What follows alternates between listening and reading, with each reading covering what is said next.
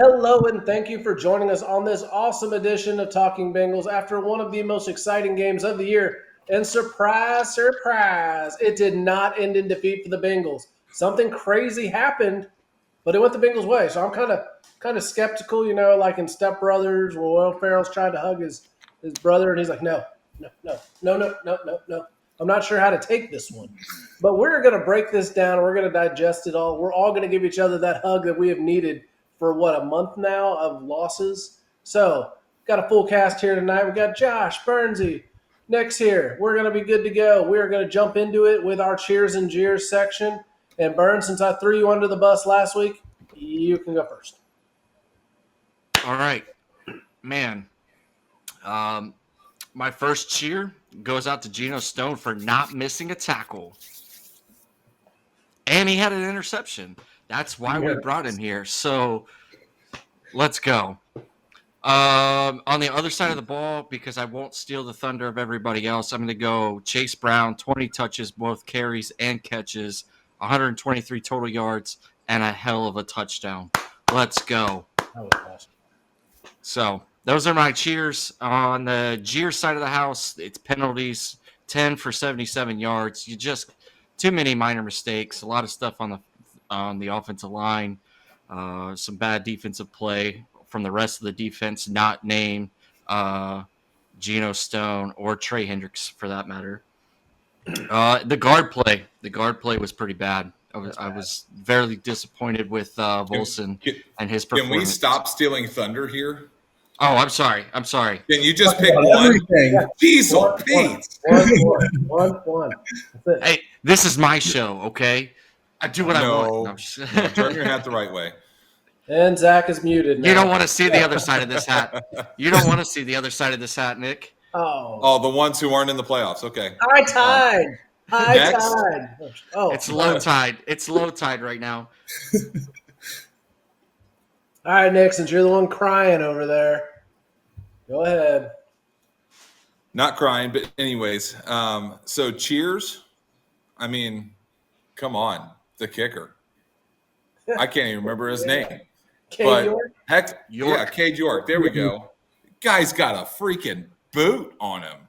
Jeez, Pete, he was making field goals from the other 30 on the kickoffs.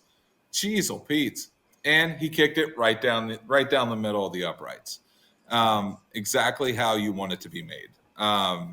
Who knows? Evan McPherson not playing might actually play well for us. And the reason why I was getting mad at Zach is he was stealing my thunder on my jeer. Freaking Volson. Awful. Between him and Ford, how do you miss the blocks that you're missing? You literally have the one guy who's right in front of you. Stand in his way. Get in his way. Do something. And then I can't blame you for holding, so that way you don't get your quarterback killed. But come on. It shouldn't have even gotten to that. But I digress. Go ahead. Yeah, it was bad for that portion. But there's so many other great things. Josh, go ahead with your cheers and jeers. Well, my cheer is going to be a crazy play happened, and it actually went the Bengals' way. A blocked punt where they didn't recover. That doesn't ever go the Bengals' way. I don't know the last time I've seen that happen.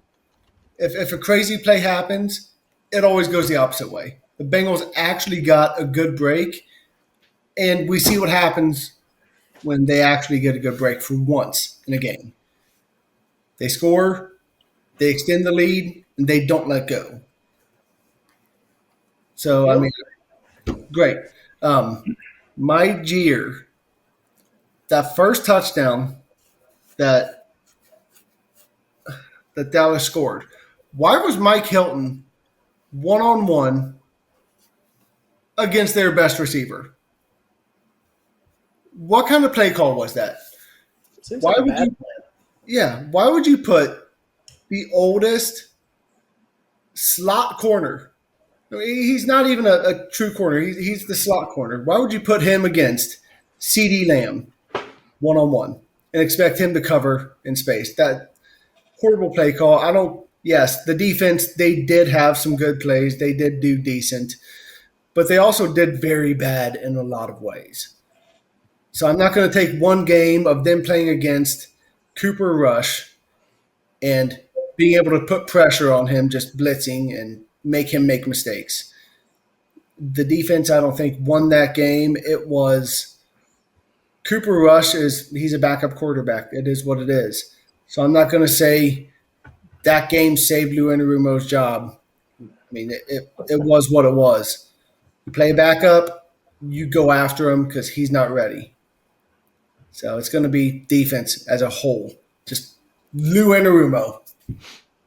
No, I mean, you guys have set this up for me so easy, so now I have to give out 3 cheers. 3 cheers. Hooray! First cheer, Joe Burrow. How do you not talk about Joe Burrow? 33 for 44, 369 yards, 3 touchdowns, 1 interception that we were all like, why are you trying to force feed Chase? But look what it got us the rest of the night. So I can't complain.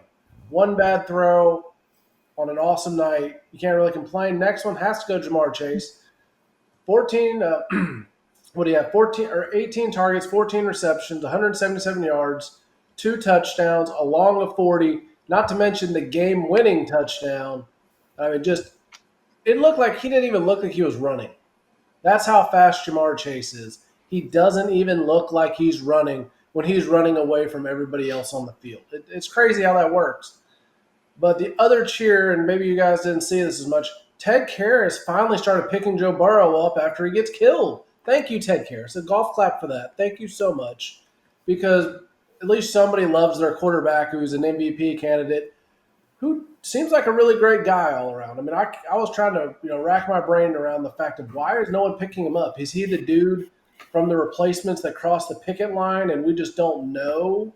What was it, Martell, Eddie Martell? Like, is he really Martell and we just don't know he is? No, he is definitely Shane Flacco. He's the dude playing the one dude, playing the other dude, playing the one dude, playing the other dude. I know who I am. But yes, thank you for finally caring about the quarterback that represents this entire city. So thank you for that. Jeer, you guys took the good ones. The offensive line play was very suspect other than Amarius Mims. That's going to be tough. There was so much good on the offense. And the play calling for the offense was good overall. I can't complain there. The defense could have played worse, but Josh hinted at the fact that, that I guess the punt block would have been my jeer, except for it worked out in the most perfect way possible. You couldn't have scripted it better. So I guess my jeer is going to have to go to Miles Murphy because he didn't do crap. I mean, Osai had a sack. Hendrickson was getting in there. Hubbard maybe was on the field. I don't know, but I don't consider him a real football player anymore. He's just kind of there for moral support and that kind of stuff. But, yeah, Miles Murphy. I saw you standing around a bunch of piles, but I didn't see you in any piles. To be honest, I didn't even know he was on the field. I never once knew he played. Yeah, do better. I want to say one thing about Asai. That man is putting in some work. Yeah. Let's just call it out and say it for what it is. Objectively speaking, that man is putting in some work. He's earning a paycheck. There was a lot of hype around him, too, when he came in. Yeah, I mean, he's really stepping up. I think he's kind of taken that spot away from Sam Hubbard, in my opinion. And I think he's 100% earned it over Miles Murphy. I mean, you're not putting up the kind of pressures and the sacks that Osai's putting in as a number 2 pass rush or edge rusher on our defense with Trey Hendrickson. If you're not putting up any kind of numbers, you probably shouldn't be playing. But Joseph Osai is doing it. So I mean, won't get too far into this yet, but maybe Miles Murphy is a candidate for an off-season move. We've done something like that before, so possibly. I mean, I'm not cutting into our content for early March because we're going to sure as heck need it. But yeah, that's something to think about.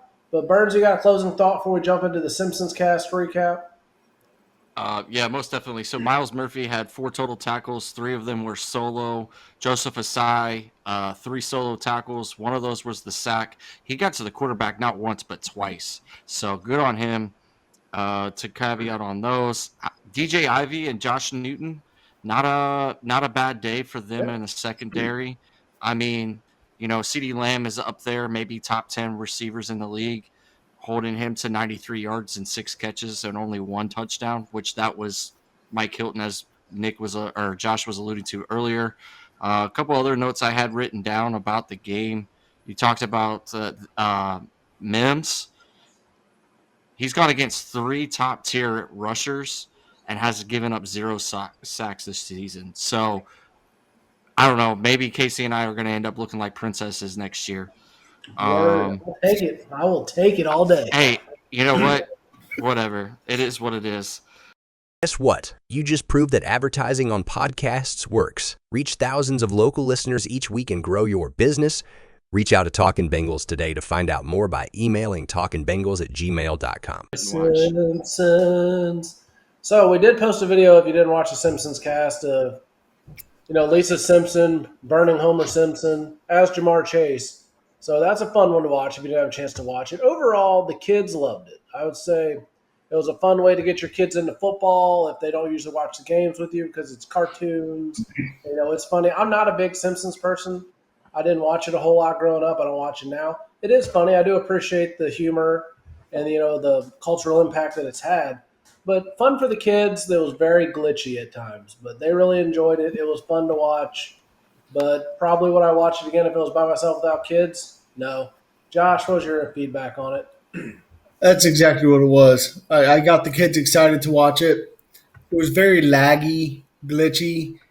It looked extremely choppy. I mean, it was fun. Yeah, I mean, if the kids are watching it, I don't think they'd care. But when I'm watching the game, I want to watch it as fluid as possible. I want it to look crisp and smooth. I want to watch every play. I don't want to miss anything.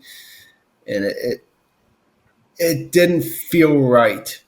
Like I couldn't do it. After the first drive, I looked over at the kids. They were both just playing with their switches. I said, oh, well, okay, I'm not watching this anymore, and I turned it off. Very Tecmo Bowl or NFL Blitz looking character. So that was kind of a fun throwback for a little bit. But, yeah, definitely good for the kids. But, yeah, I prefer to watch regular football. Nick and Zach, I know you did not partake, but any thoughts? Yeah, I mean, I think you guys probably should buy better internet if you're having glitches like that. So. Oh, it was great when I was watching the actual game, but whatever Disney had, it was like Netflix's boxing matches. They're just terrible. It looked like that's what I said. Maybe it reminded me of Tecmo Bowl or NFL Blitz because like the arms would be like, doo, doo, like just very quickly move after not moving at all. And the ball sometimes, like when they kicked it, it was already down the field and then would go down the field, and you're like, okay. But yeah, the kids had fun with it, so not a whole lot of time I'm going to spend on The Simpsons.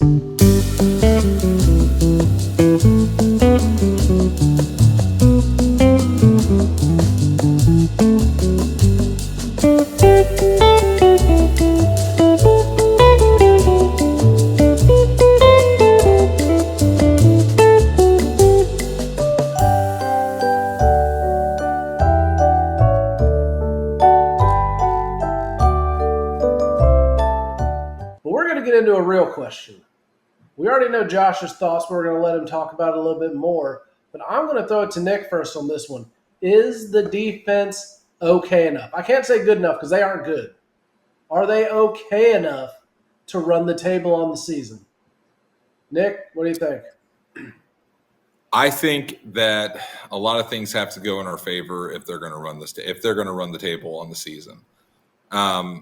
Optimistically speaking, I think that it's possible. Of course, I mean, really anything's possible, but I don't see it realistically happening. I mean, you have to have Osai and Hendrickson essentially in on every single pass play, rushing the passer. You have to bring in better blitz packages, run blitzes, pass blitzes, better coverage packages with on the secondary, and not having Mike Hilton on the number one receiver for the team. Stop doing these stupid soft coverage zones where all they got to do is just sit in an area and they're wide open. You saw that I think we ran probably 3 or 4 soft coverage zones, and they had big pickups, big first down pickups. The long third down, I thought they were going to get a first down off it because we were playing that stupid zone.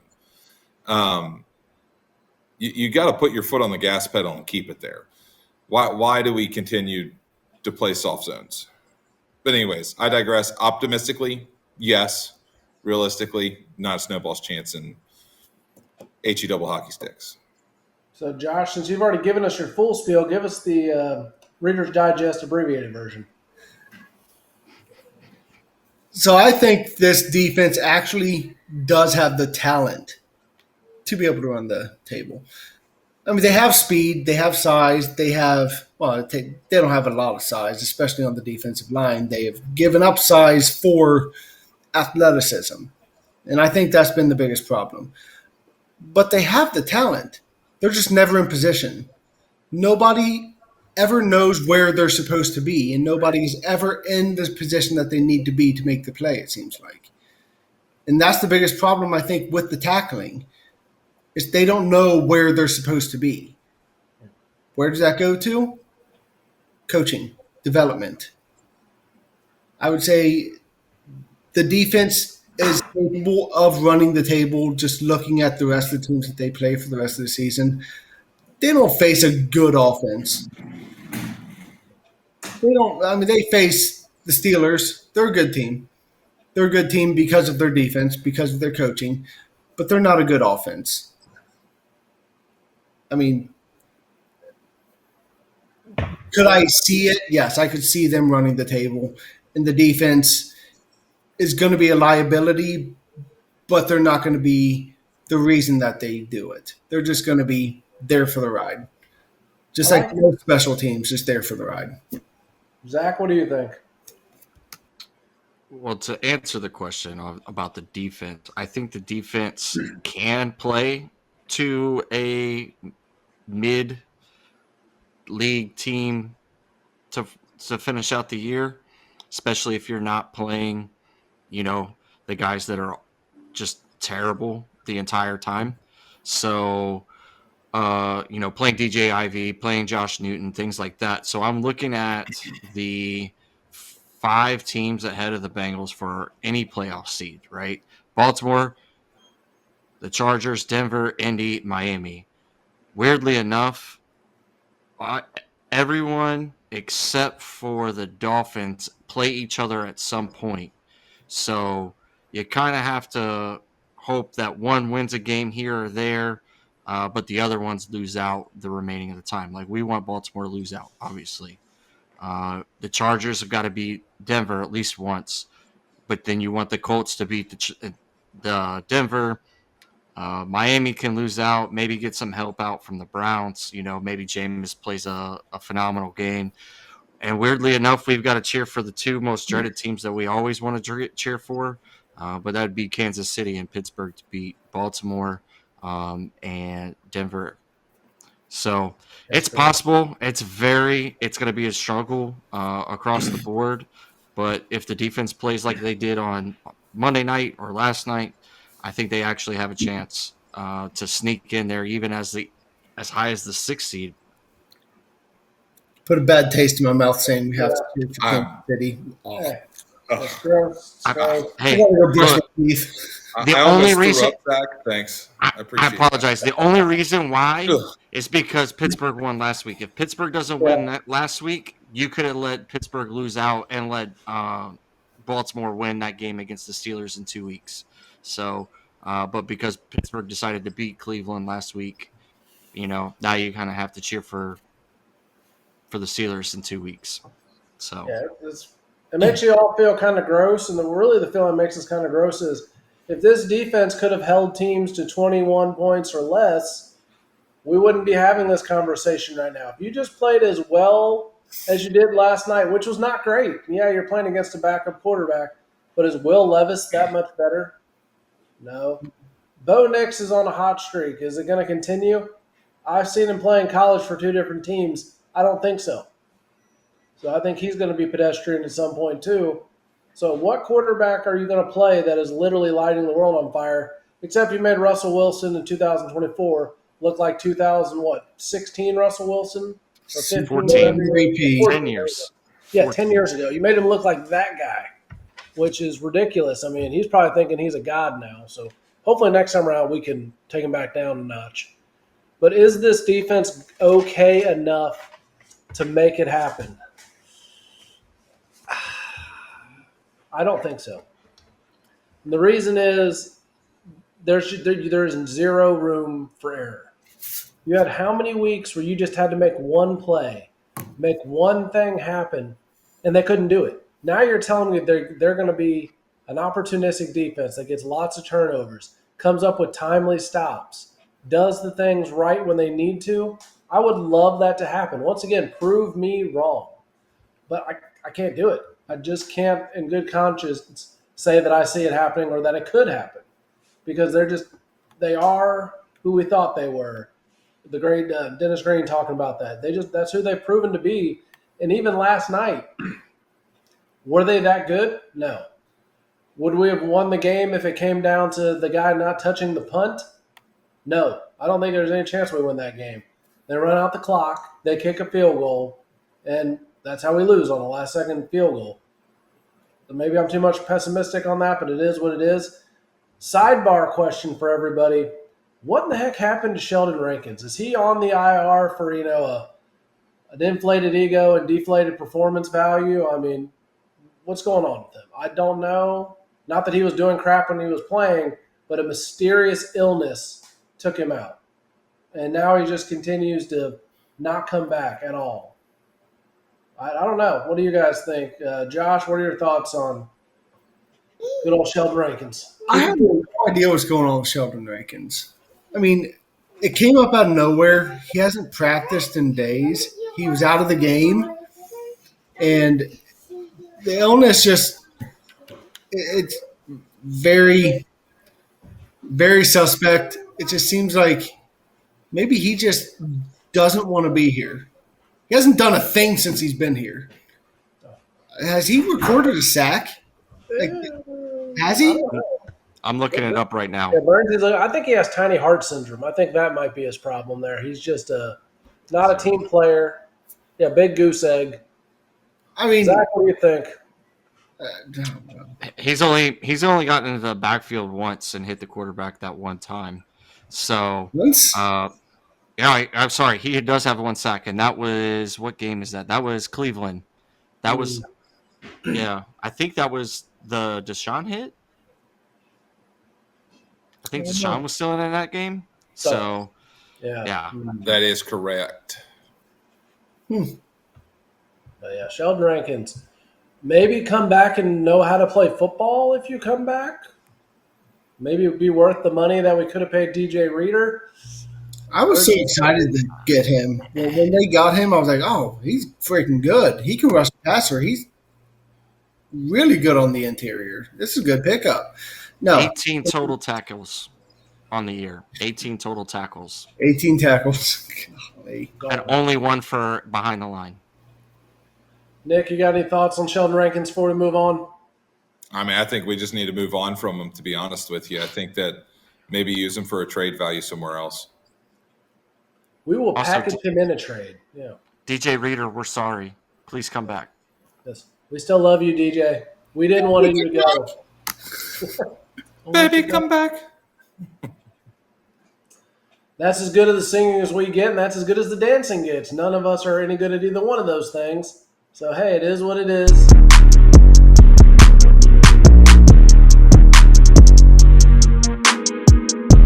We're going to go out of order here. Zach, hit us with your trivia. All right. So, listening to a lot of Triple Crown talk lately. So I actually have two trivia questions for you. So first one, because Joe Burrow currently, if the season ended today, he would be the Triple Crown winner at the quarterback position. So other than Joe Burrow, since 1984, there have been 5 other quarterbacks to do the feat. Obviously, this is not a Bengals question. This is an NFL question. So think long and hard about who possibly could have done this. At least 5 quarterbacks over the last 20, 30, 40 years. Excuse me. 40 years.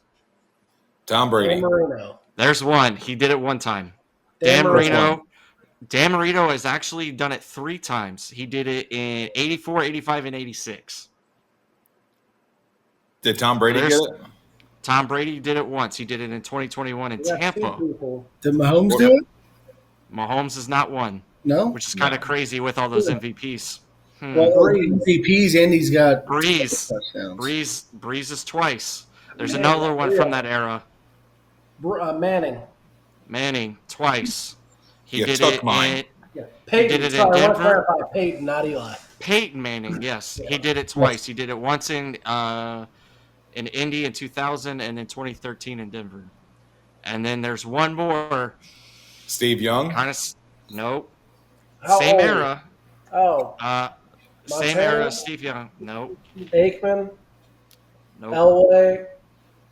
Not a Super Bowl winner. Not a Super Bowl winner. But from that era, crap. Mhm. That's going to be hard to remember. All right, what area of the country? Like north, east, southeast, southwest, west, central? South. Miami. South Central. South Troy Central. Aikman. Not Troy No, Aikman. he Troy won a Aikman Super won. Bowl. He won 4 or 3. South Central. Oh, the Houston Oilers. Warren he was Moon? for the Oilers. Warren Moon, 1990. No. All right, so there's your 5 since 1984. Before that, Dan Fouts, 1981. Roman Gabriel did it in 1973. So some pretty good names for Joe Burrow to be in a class with. And again, as I mentioned earlier, Mahomes is not one of these, and yet he somehow has 3 MVPs. Yeah. All right, so flip side, because everybody's talking about Chase. Chase has done it. There's been 4 since 1966 at the wide receiver position. Jerry. Jerry Rice, 1990. Randy. Cooper Kupp won it the year they beat the Bengals in the Super Bowl. 2021. Yep. So So then your Moss? other 2. It is not Randy Moss. Shannon Sharp, even though he's not a wide receiver. Not Shannon Sharp. Sterling Sharp. Sterling Sharp, 1992. Oh, So there's Sharp. 1, and there's one is in 2005. 2000. Chad Johnson. I It is wish. not Chad Johnson. Yeah. That No. would have been great. Those were slinky. Was it T.O.? It was not T.O. 2005. He went to the University of Utah. That doesn't Go tell me. Utes. Is it Wes Welker? It is not Wes Welker. I think he went to BYU. I'm just guessing people from 2005 era. I mean, that was close. BYU's pretty close to, It's in the same state. I mean, come on. They're about 35 minutes apart. I know. I used to drive it. Close enough. Utah. Is it somebody we should know? Oh yeah, absolutely. Hey, He's got a Carol? mouth on. He's got a mouth on him. Got him He likes to talk trash. I already He, said wore the T.O. pow- he wears powder blue or wore powder blue, and then went to the Ravens. Oh, my Oh, God. Mike Smith. What? No, so Smith? No, Antonio Brown. Oh, no, Steve Smith. Steve Smith. I said Mike Smith. Steve See, Smith. I- Yep, I- there you I- go. Smith. Senior. Yep. Yep. There's your Mike 4. Smith, a customer of mine. Yeah, you said Mike Smith. I was like, hold on, not the right Smith there. Steve Smith Senior, 2005. Yes. There you go. As soon as you said powder blue, then we went to the Ravens. I was like, that's him. Well, the powder blue threw me out his face. I tried to think of a Chargers receiver, and I was like, Chargers receiver? Only the person I can remember from that era is Antonio Gates and LaDainian Tomlinson. Yeah. They're the only 2 people I can remember, and Phil Rivers, but he's not really a receiver type. So the fact that you only have 5 quarterbacks in a span of 40 years, and what is that? 58 years. You've had only 4 receivers. That's Has insane. it ever happened where they've been on the same team the same year? No, because Jerry Rice was obviously in San Francisco in 1990, and Warren Moon was still in Houston. Sterling Sharp, no. Cooper Kupp, no. Steve Smith Sr., no. Is this the most impressive offense on a bad team of all time? Yes. All the time. And I think you have to give Joe Burrow the MVP. I know that's our next topic, which is why I led with that. So, segues. Yeah, I mean, so before we get into Joe Burrow should be the MVP, I'm already tipping my hand there a little bit. But if this was a pedestrian defense, even just decent, could show up and stop people occasionally, they would be calling the Bengals the greatest show on turf. They literally would, because the Rams' defense was not great that year in '99. They were good enough. That's all they had to be, was good enough. So if you had a good enough defense, you would be called the greatest show on turf. Well, going back to the 2021 season, they were middle of the road. They were the 17th ranked overall defense, and they made it all the way to the Super Bowl. So, and that offensive line was more pedestrian than it is today. Terrible, terrible offensive line. The offensive line is a moot point at this point if you can just get Burrow to not have to be in a shooting match every single week and leaving it up to, what bad break or what good break. We're going to go.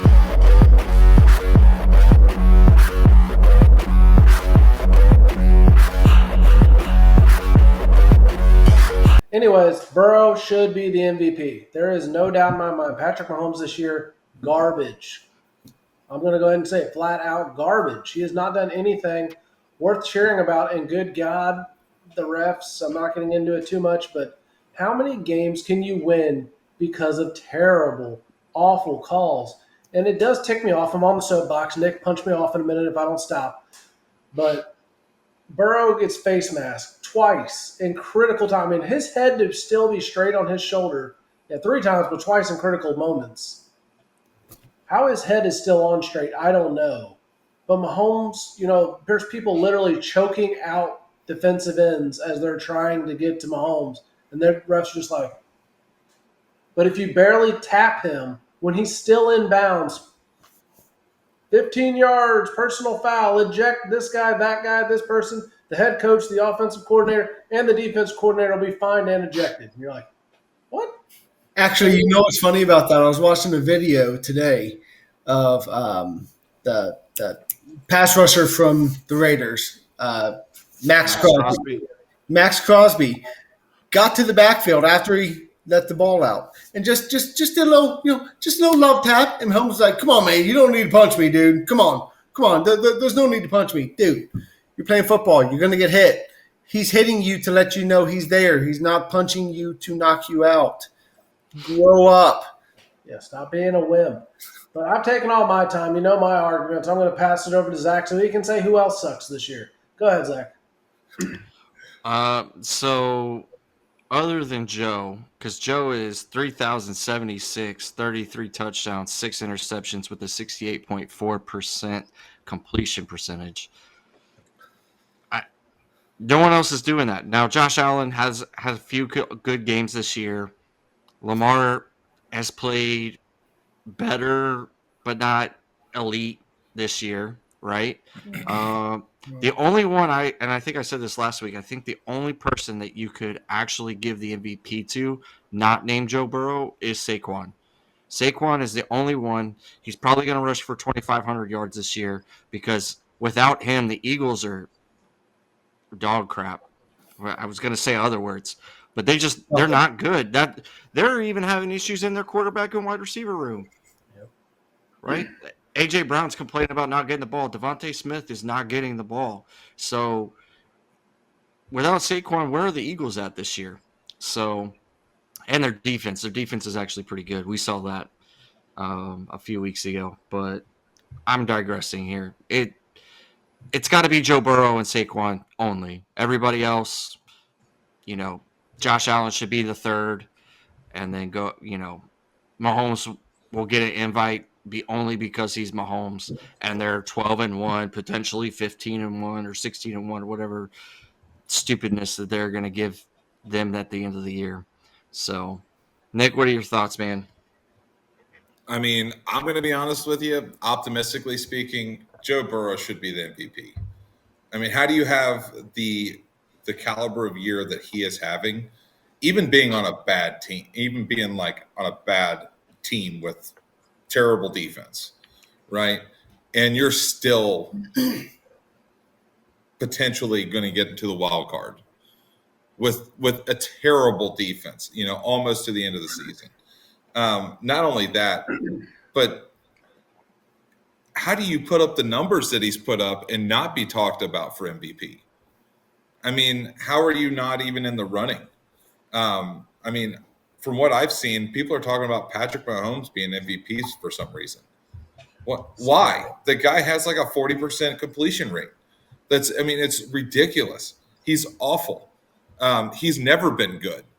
He's just been propped up by the refs and by the refs allowing them to continue to make bad plays and still win games somehow. Travis Kelce. On top of that, you have people like Saquon Barkley who are just phenomenal stud athletes.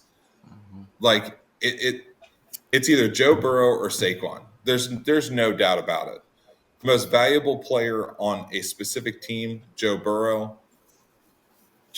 They don't score all the points that they have if they don't have Joe Burrow. Saquon, he makes a big difference, but he's not that playmaker that scores all of the points. It's Joe Burrow. I think Joe Burrow stands up. I think he's just head lengths above everybody else.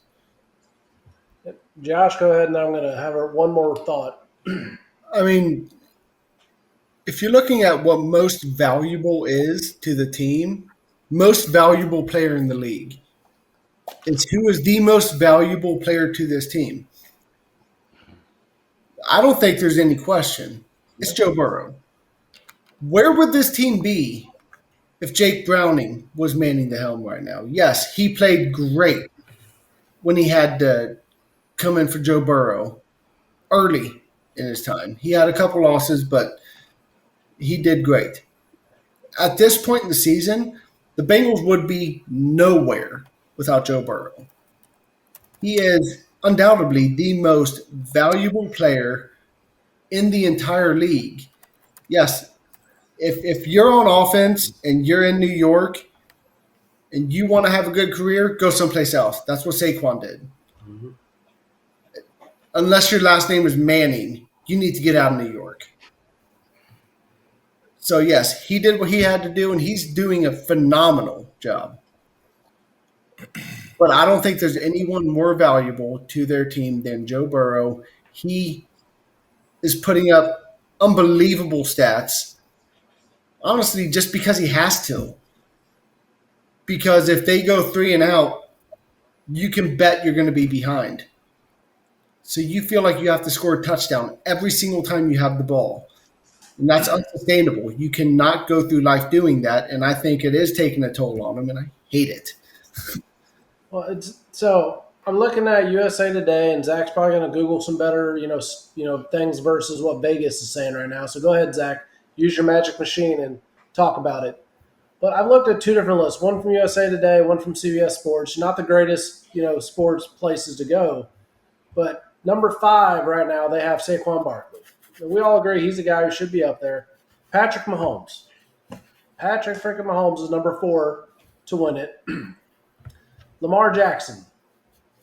Okay, I don't know. He's fine, but he's not. The record, that's what's killing me. The record does not make you the most valuable player. Yeah, you can actually make an argument for him. Yeah, but it's a stats race. So this is the one that really ticks me off. Jared Goff is the number 2 ranked person to win the MVP. They're bragging on he completed 18 of his passes, all 18 of his passes. 18 passes? Is he a high school quarterback? I mean, good Lord, how are you an MVP when your defense and your 2 running backs are destroying the entire league and you don't have to do anything? You barely have to be on the field. I could be Jared Goff and do this. Just hand the ball off to your awesome running backs and let your defense do the rest. The fact he's in a MVP conversation because his team is arguably the best team in football. But that's like saying Trent Dilfer should have won the MVP the first time the Ravens won the Super Bowl when he had one of the greatest defenses of all time and an all-pro caliber running back. Yeah, you don't need to be a good quarterback when your team is that awesome. Andy Dalton. There's the facts for it. And the number 1 who they have out there right now is Josh Allen. And it even says at the beginning of this article, what ticked me off the most, poor Joe Burrow, if he was on a winning team, he would be the front runner. So that means you're not even in the top 5 because your defense is hot garbage? Stupid. Zach, what do you got?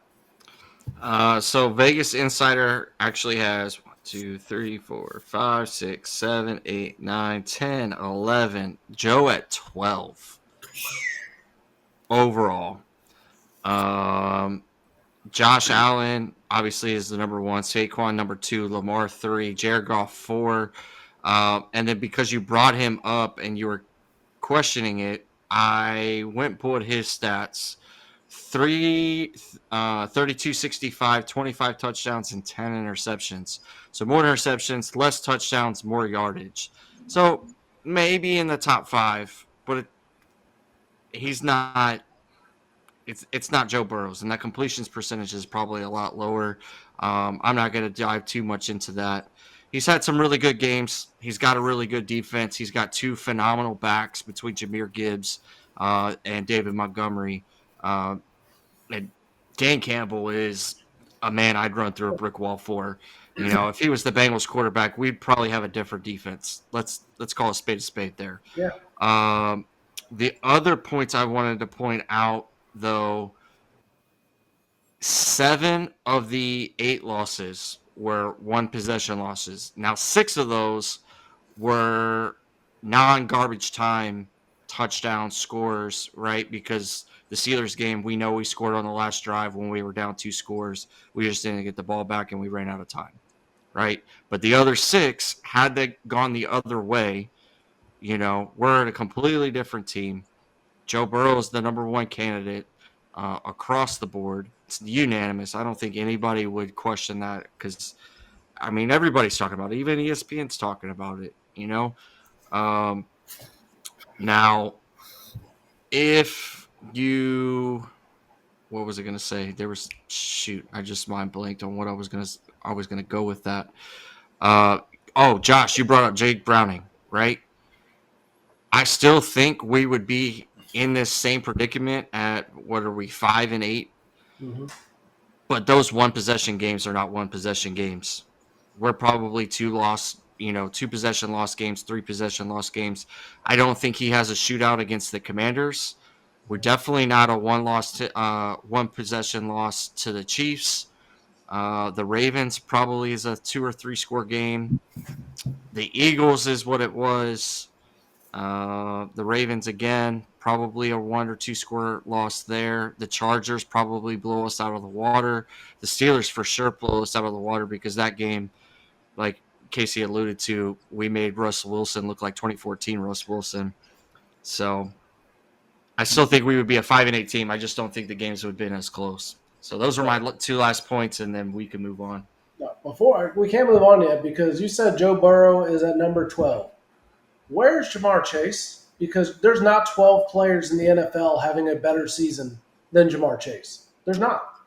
12, 13, 14, 15. So, Josh Allen, Saquon, Lamar, Jared Goff, Patrick Mahomes, Sam Darnold, Jaden Daniels, Jalen Hurts, TJ Watt, Baker Mayfield, Jordan Love, then Joe, Justin Herbert, Kyler Murray, and then Jamar, followed by Matt Stafford, Russell Wilson, Bo Nix, Geno Stone, Derrick Henry, Kyron Williams. And I'm just not going to keep reading names because, yeah. Okay, just because you're a quarterback does not mean you should be an MVP candidate. Jamar Chase is tearing things up. Yes, he has Joe Burrow as his quarterback, but you know what? He just turned an out into a game-winning touchdown. How many little, curl routes or in routes or out routes has he broken for touchdowns? And you're saying that those other 14 players or 13 not named Joe Burrow are better than Jamar Chase? And yes, I'm biased. You see what I'm wearing on my chest here. But Burrow, Barkley, Chase, Allen. Those are your top 4. Number 5, I don't care. If you picked any of those 4 that I first named and they won the MVP, I couldn't be that mad. But if you're telling me Jared Goff, Patrick Mahomes, anybody else wins the MVP, it's crap. So I just looked it up. A wide receiver has never won the MVP award in the NFL. The closest ones have been Jerry Rice, Randy Moss, and Cooper Kupp in 2021. Jerry Rice actually got second in MVP voting in 1995 with 11.4% of the vote. Wow. Yeah. Who won MVP that year? Was that Was it Manning? was that Steve? No, No, Manning, Steve. Elway? Steve Young. Probably, I don't know. It probably would have been Steve Young. I'm just looking at just the receivers. I'm not looking who actually won it. Yeah. I mean, it is incredible when you've never had a wide receiver win the MVP. But talking about Jamar Chase, the rate he's going, the career he's putting up, he's going to be one of the best receivers of all time. Top 5 at least. He's putting up historic numbers consistently. I don't know if I've watched somebody that is as dynamic in literally every single aspect of the game at his position as him. He's incredible. Yeah. So because Josh Allen's the favorite right now, if you take out last week's game, Josh Allen, other than Week 14, has only had one game where he threw for more than 300 yards this season, and he's had 1, 2, 3, 4 games under 90% as a QBR rating. It's really just 2 weeks ago. 6 touchdowns. Or no. He had if you take this week out, he had less than 3,000 yards passing, only 20 touchdowns and 5 interceptions. Yeah. I don't see MVP. So what you're saying is MVP. the quarterback on a good team award. Yes. Yeah. Yes. That's all it is. MVP is a quarterback award. There have been running backs that have gotten it. There's been linebackers, defensive linemen. There's never been, for the consistency, anybody but a quarterback. Adrian Peterson was the last one non-quarterback to win it, and that was, what year was that? I'm looking it up right now. 2003? Yeah, long time. 2012. 12? Adrian 2012. Peterson? Really? Yep, he won the That was in MVP in third 2012. year, yeah. So, what is that? 12 years ago. So basically, it's all quarterbacks, and we've beaten us to death. Anyways, Take your career to new heights with Constructive Curiosity. Whether it's career coaching, mental performance training, or business management consulting, Constructive Curiosity has the insight to get it right. Visit constructivecuriosity.com to get started today. so we're going to move into our Bengals Titans preview, keeping it brief, keeping it good, and then getting to some prediction time and closing thoughts and a charity. Even though Zach named every charity imaginable, Nick has had to dig through and find another one to bring up tonight. But because of that, Nick, since you have to talk about charities, I'll let you be the first to pick. Do you want to do defense, offense, special teams, or what part of the preview do you want to do? I would like to do the offense. Go ahead, take it. It's all yours. So offense coming into the Titans, need to just simply put the foot on the gas pedal and go. Let Joe Burrow do his thing, set up the pass to set up the run. I can't remember who said it. One of the commentators last night said that. The Bengals efficiently set up the run by passing the ball. Keep doing it. It's working. We score 30-something points a game. Let's keep doing it. Why not, right? Except for last week, we scored 27. Anyways, so continue to put the gas on the pedal. Accelerate. Don't let off until the game's over. I like it. Josh, I'll give you the defensive outlook. All right, I'll go with the defense. So it's really much of the same. Aggression. Go after them. What do you have to lose? Why don't go soft zone? Don't go bend, don't break. I hate bend, don't break. That was been the offense since Lou Anarumo took over. Just let them have as many yards as they want. Hold them to a field goal. No. Smack them in the face. Punch them. Oh, love this. Beat them up. This is defense. Your job is to hit them. Hit them. go full force into them. If you get a penalty called, you get a penalty called, but they're not going to overlook you. Everyone overlooks the defense right now because they suck. They do. Historically bad. Zach, you want special teams, strategic outlook, anything else you want to go to, and I'll pick up whatever you don't take. I was gonna go full game overview. Then I'll take special teams first. All right, So go special ahead. teams wise, let them block more punts and make sure they touch it. That is the new strategy. Shove them into the ball if you have to, but that it seemed to work well for us. But now, in all seriousness, I'm curious. I want to see Cade York kick a long one.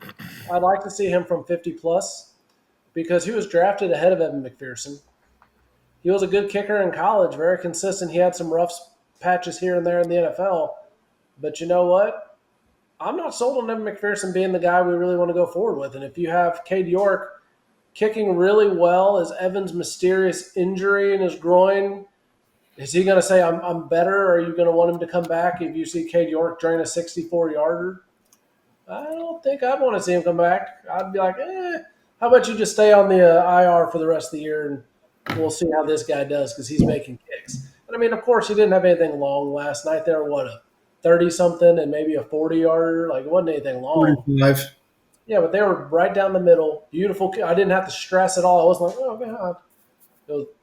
It was nice. So, yeah, I'd like to see Cade York kick a long field goal, see if he's capable of that. And if so, Evan McPherson, I think you might be on a hotter seat than Lou Anarumo, even though we all think he's gone. But you can't have a kicker who fails you. Some of these losses, it's a team loss, that, or whatever. A kicker has this many jobs, this many. You make field goals. I don't care about kickoffs as much. You can have anybody come out there and kick a kickoff, but you're getting paid to make field goals when you're on the field. So that's going to be the big thing I want to watch special teams wise. Otherwise, just don't do anything dumb. Don't touch a blocked punt if we block it. Okay, Zach, go ahead. All right. Well, Cade York this year alone missed one for Washington between 40 and 49, and also missed one at 50 plus. So I don't know. The one last night was Change of scenery. Hey, if you're gonna do it, you at least did it in the biggest house in the country. So there's that. And then when he was in Cleveland, he was 4 for 7 for 50 plus and 8 of 6 in 2022. But he didn't kick in 23, so he's only kicked 2 games this 6, entire season. That's pretty awesome. I mean, that is the most impressive stat I think I've ever heard. 8 of 6. Wow. I'm not a math guy here, Bernsey, but I don't think that adds up. Did he just have what is that, Bible baseball? Did he hit a bases empty grand slam? Yes, absolutely. Wow. Fifth Third Bank. It doesn't make a lot of sense. Doinked off both, hit the checking and savings, all of that. Anyway, digressing here. Full game overview. The Titans are 1-5 at home this season. The Bengals are 4-3 on the road. So heavily favored there. Points for Titans ranked 30th at 17.5. They've given up 23.6, ranked 27th. Bengals on the flip side, obviously we are the 6th ranked scoring team at 27.8, but 29th ranked in points against with 27.7 given up. Bengals passing yards per game. We obviously know we have the number 1 quarterback, so 271 average puts us first. But the Titans defense, surprisingly enough, pass defense, yards per game is 175. That ranks them first. So first ranked pass defense versus first ranked quarterback and receivers. It's going to be a pretty interesting matchup. On the flip side, the Titans passing game is 29th at 182 per game. The Bengals pass defense is 27th with 235. So as long as we pressure Will Levis, as Josh was alluding to, I think we're going to be okay. And then the rushing game, that's the key where we have to really step up on the run defense because we're ranked 23rd with 130 yards per game. The Titans are 18th at 112. So not really worried about them passing the ball, but definitely running the game. So, and that's Bernsey's thoughts. on the preview. Let's go to predictions. It is prediction time. Burnsy, flipping it right back to you. What do you think? Ooh, see, the last couple times where we've gone like, oh, they're gonna blow this team out of the water. It hasn't boded well. All season. Hold on, what did we do to Cleveland? Because they were a bad team. Cleveland was 21-14. That's a safe score. I'm gonna go 21-14. Houday. All right, Nick, what do you got? I was going to go something similar. I'm going to keep it though simple. 24-14. 4-14. Josh, what do you got? I'm going to keep. They have the same score, 14. Bengals 30. Well, I'm going to do what I never do. So if they lose, it's my fault. Just go ahead and blame me now. Bengals 34, Titans 26. So, yeah. if the Bengals 24-26 lose- Titans. No, Bengals win. 34-26 Bengals. Oh, 34-26. I thought you said 24-30. Yeah. Okay. So like I said, so if the Bengals lose, because I picked them to win, I will not pick them to win the rest of the season. No matter what, I will not pick them to win if they lose this game. Just don't want to have them winning for the rest of the season anyway. Podium Automotive is a proud sponsor of Talkin Bengals. In Greater Cincinnati, it's Podium Automotive for all your auto needs. Skilled technicians, quality service you can trust, and fair prices. Tell us Talkin Bengals sent you and get 5% off all services. Schedule your appointment today on Facebook at Podium Automotive or call 859-869-0097.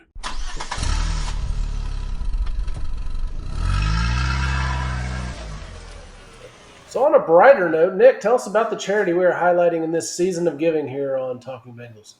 Always something close to my heart, the Special Olympics for the area. We have the Northern Kentucky, Southwest Ohio, Southeast Indiana Special Olympics. Always looking to give back to the community there for anybody. Really just a great opportunity for the Special Olympic athletes to get out for community and to build a community and, just allow, people that may need some help to have help, but also people that just need an outlet to go out and have some fun. Definitely great opportunity. And if you can volunteer, volunteering is just as good as giving money. I like it. That's it. Good thoughts. And we will be posting both the Special Olympics and Sam Hubbard Foundation. We'll get links to those on our Facebook page. So just check us out there, Facebook. Burns has got some good tiki-takis. May drop them in there as well.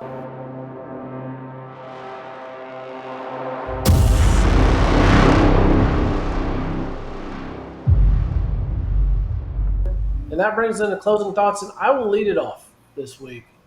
My closing thoughts are I was glad to be able to enjoy a football game.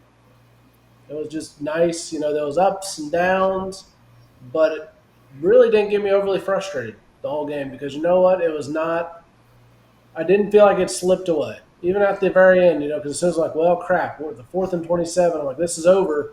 I only thought that for half a second. And then, hey, we got the ball back. Like, man, football can be fun. I like football. So that's my closing thought is football can be fun sometimes. Josh? Much of the same. It was a fun game. You never felt like the game was in jeopardy. I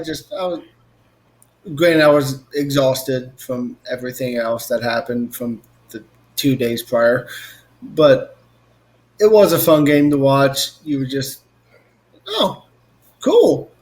Expectations were low. Didn't really think the Bengals were going to blow them out or supposed to blow them out, so you were just like, I'm just going to watch it for fun right now. Ended up being a good game. Bengals win. Cherry on top. Fun. I liked it. It's good times. Burnsy, plug the socials and give us your final thoughts. Let's go to Nick. Let me close it out. Ooh, okay. Burns is going to close this out. He's putting on his big boy pants. Well, I appreciate that, Burnsy, letting real gentlemen go first. Anyways, it was nice. It was nice to finally see the Bengals win. I think that my mindset going into just watching this week was I'm probably going to watch a crapshoot, and it didn't disappoint in my mind. It definitely was like, oh my gosh, what am I watching? Especially when you get the blocked punt, all of a sudden it goes forward, and then Vigil, an ex-Bengal of all, showing his true Bengals colors, Can't beat it. punches the ball, and then we get the ball back, and I'm just thinking to myself, what am I watching? Like I can't even explain what happened. Having played football for so long and then watched football for twice as long, it's like I don't even know what happened. Is that even legal?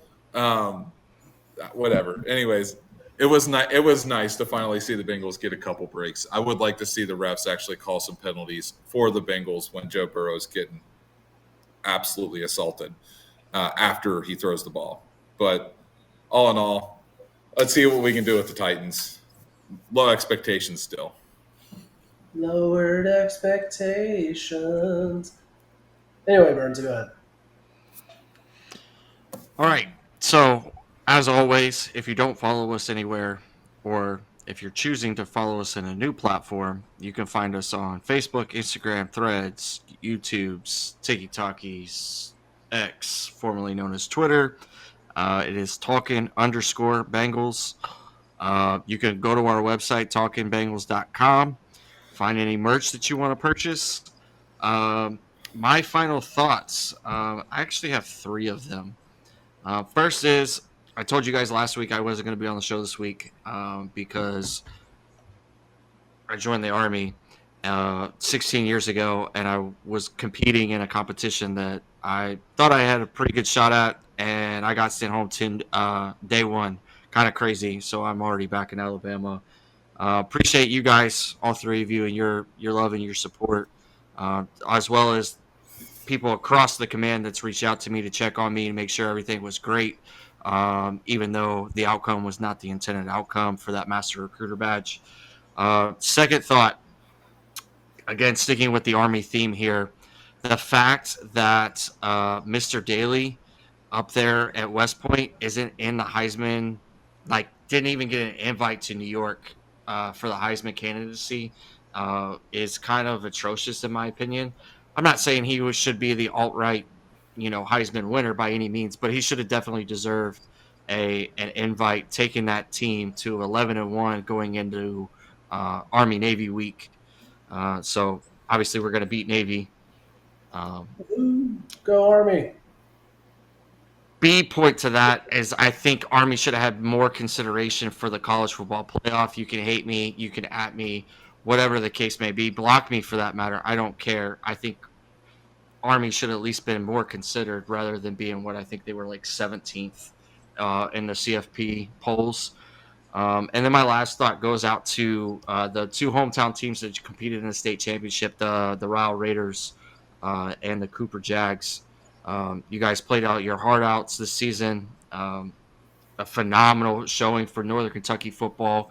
I believe Beechwood ended up winning. Obviously, we're Boone County guys over here. So a lot of friends and family on those coaching staffs over there at Ryle and Cooper. So shout out to those 2 teams, though. And that's all I have. So with that, Casey, if you allow me, I end you all with a good adieu and hooday. Hooday. Hooday, boys.